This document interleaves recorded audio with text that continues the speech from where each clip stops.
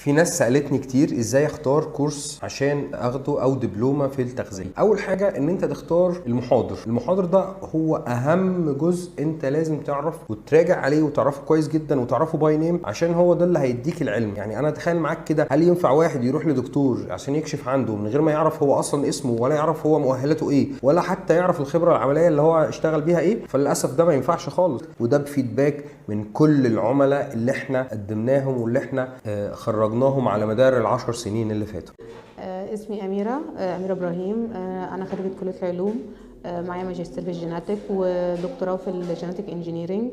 الدكتور احمد جاد من احد الاسماء المميزه اللي موجوده في المجال ده. الكورس هنا الدكتور احمد ما بيبقاش كورس محاضره رسميه قوي ولا محاضره بيلقيها، بالعكس دايما بيربط المعلومات العلميه مع الحقائق، مع الواقع اللي بيتم في ارض الواقع، مع حلول مناسبه لجميع شرائح المجتمع.